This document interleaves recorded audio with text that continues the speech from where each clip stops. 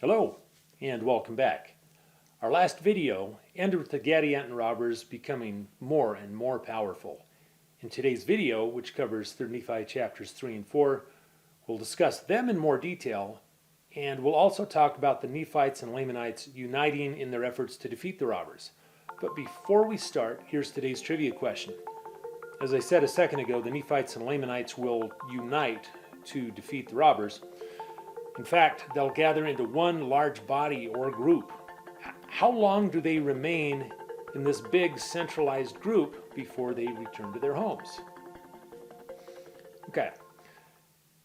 3 Nephi 3 begins with Giddianhi, the leader of the Gadianton robbers, dictating a letter to Laconeus, the governor of the Nephites.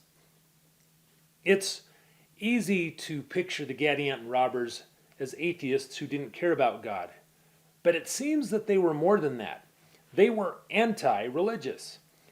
It had only been 15 years since Samuel's prophecy of a night without darkness came true, and the Gadianton robbers had all seen it. But in spite of this, the number of robbers had been growing, which means that people were still choosing to leave the Nephites and Lamanites and join the robbers, despite having witnessed the sign. And you have to wonder why. It's similar to the story of Cain and Abel. Cain and his posterity knew that God lived, but as Moses 5:13 tells us, they loved Satan more than God. These weren't generational criminals raised to a life of crime. They had each made the decision to abandon what they knew to be true in pursuit of whatever it was that they thought that the robbers had to offer. In his letter to Laconeus, Giddianhi's tone is patronizing. He mocks the Nephites and their religious beliefs. I won't read the whole letter, but here's the first verse.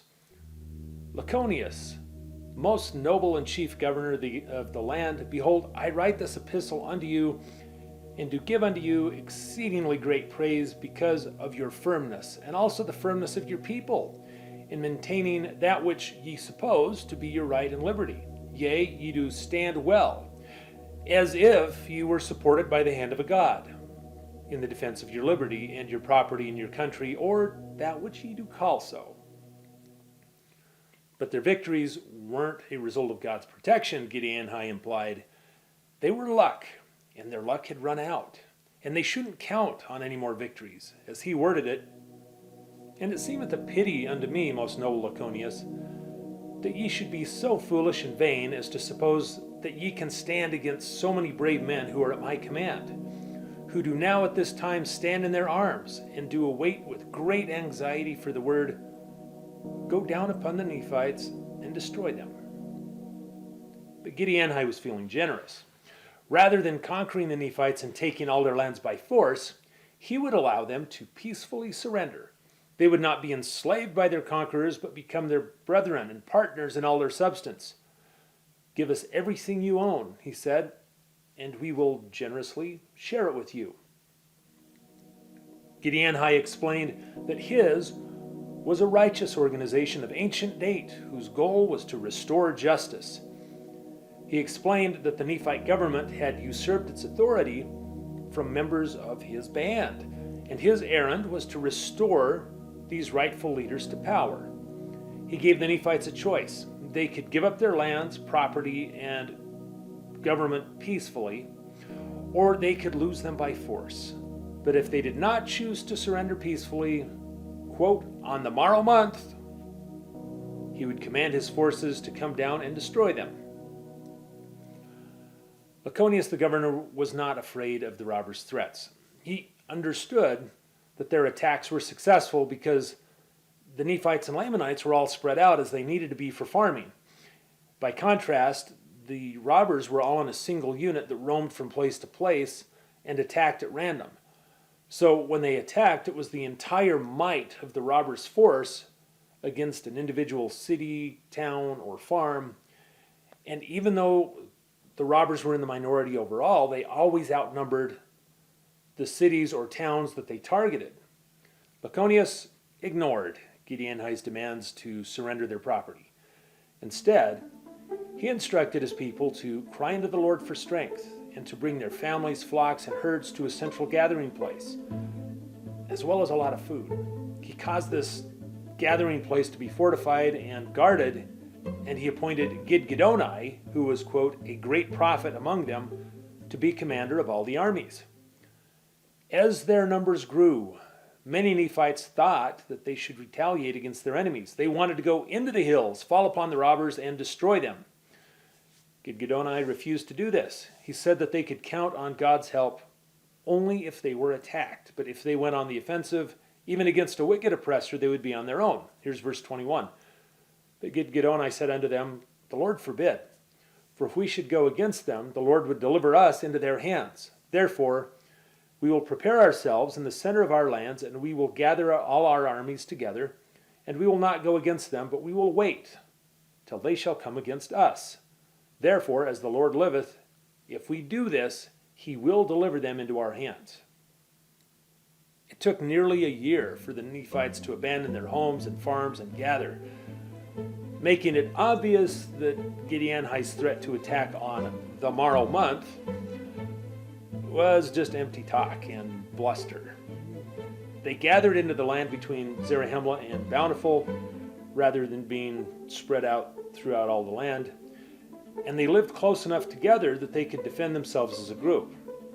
As they gathered, they prepared for war by making weapons and armor. They also hearkened to Laconius and did repent of all their sins, and they prayed for deliverance for when the robbers would eventually attack. Now we move to 3 Nephi 4. Several years ago, I wanted to take my wife somewhere exotic for an anniversary trip. I did a search for unknown beaches in Mexico, beaches that only locals would know about. I had lived in South America for several years as a teenager, so the language would not be an issue. I found a small fishing village called Puerto Angel in the state of Oaxaca, located at the very southernmost point of Mexico's belly. It was a very inexpensive place to stay, but I decided to look at the crime rate. What the government website said, and this is the reason I'm telling you all of this, the website said that Puerto Angel is not big enough to support criminal activity. And that's an interesting thought, isn't it? Crime is a luxury that only large or prosperous communities can afford. Poor communities don't have enough surplus for someone to steal. So how prosperous were the Nephites and Lamanites? Well, in this chapter we learn that although they had been repeatedly pillaged by an enormous band of robbers, when the Nephites and Lamanites gathered together, they had stored enough surplus food to last them for 7 years.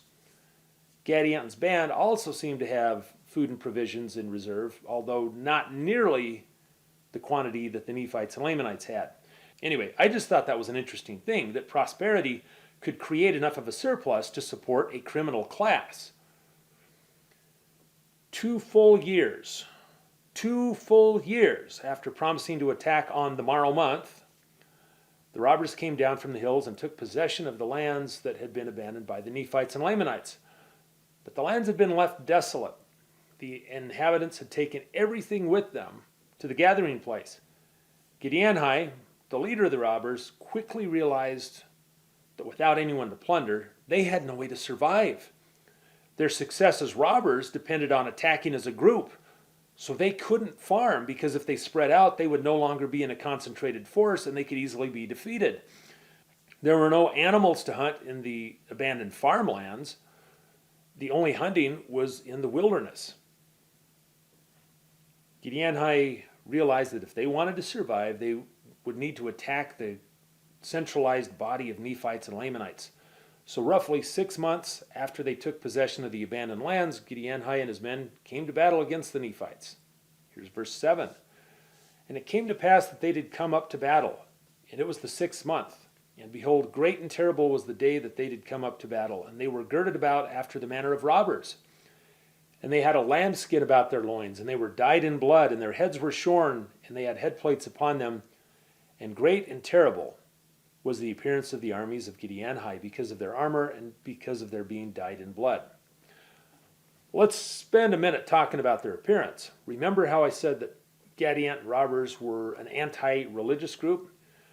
Under the law of Moses, blood was considered sacred. You weren't allowed to eat it, and you had to do certain things if you came in contact with it. Leviticus 17:11 says that the life of the flesh is in the blood, and I have given it unto you upon the altar to make an atonement for your souls. So blood was sacred, and here the robbers had dyed themselves or smeared themselves with it. Also, under the law of Moses, per Leviticus 21:5, men weren't allowed to make baldness upon their head or shave off the corner of their beard. You've seen pictures of Orthodox Jews. So the robbers had all shaven their heads. And according to at least one commentary that I read, it talked about the lambskin aprons that they were wearing. Old Testament prophets and priests wore aprons as part of their ceremonial temple clothing. And these aprons, many speculate, were made of lambskins, which would give more meaning to the Savior's warning against false prophets which come to you in sheep's clothing. In other words, people who come wearing the uniform of a prophet or priest, but inwardly are ravening wolves, from Matthew 7:15. So if you combine all three things, wearing lambskin girdles, shaving their heads, and smearing themselves with blood, the Gadianton robbers were intentionally being as religiously offensive as they possibly could be. When they saw the robbers, the Nephites and Lamanites fell to the earth and prayed. Again, they didn't just pray, they fell to the earth, so that perhaps their enemy would know that they were praying. Verse 9, and it came to pass that when the armies of Giddianhi saw this, they began to shout with a loud voice because of their joy, for they had supposed that the Nephites had fallen with fear because of the terror of their armies. But in this thing were they disappointed. For the Nephites did not fear them, but they did fear their God and did supplicate him for protection. Therefore, when the armies of Giddianhi did rush upon them, they were prepared to meet them. Yea, in the strength of the Lord they did receive them. I've wondered how many people were in the battle. In describing the battle, Mormon said, never was known so great a slaughter among all the people of Nephi since he left Jerusalem. In the battle described back in Alma 3, tens of thousands were killed in the battle with the Amlicites. So assuming that Mormon is not using hyperbole, losses from this battle were at least in the tens of thousands. And Giddianhi the leader was among the slain. Although the robbers were defeated and driven off, enough of them survived to return a year later and attempt a siege. To me, however, this siege was more the result of hungry desperation than a real strategy. In a typical siege, a large military force surrounds a small group in a castle or a fortress and waits things out. In this siege, though, the people inside the fortifications greatly outnumbered the people holding the siege. Also, Nephite armies went forth continually, slaughtering the would-be attackers by thousands and by tens of thousands. So it quickly became obvious that the siege idea wasn't going to work. Zemnariah, that's the man who became the leader of the band after Giddianhi was killed, Zemnariah decided to lead his people away from the Nephites into a land far northward where they could settle down peacefully. But Giddianhi, the Nephite general, anticipated their retreat and moved part of his army to intercept them. Thus, when the robbers attempted to flee the following morning, they found themselves surrounded. Many of them surrendered, those who refused were slain, and Zemnariah was hanged. Mormon concludes this chapter by describing the joyous celebration which ensued following the victory. Songs were sung, prayers were said, and their hearts were swollen with joy unto the gushing out of many tears because of the great goodness of God in delivering them out of the hands of their enemies.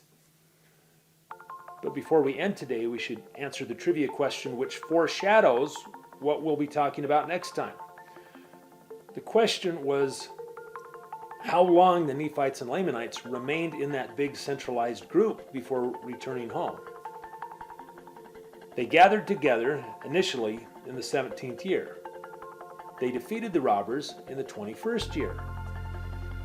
The 21st year.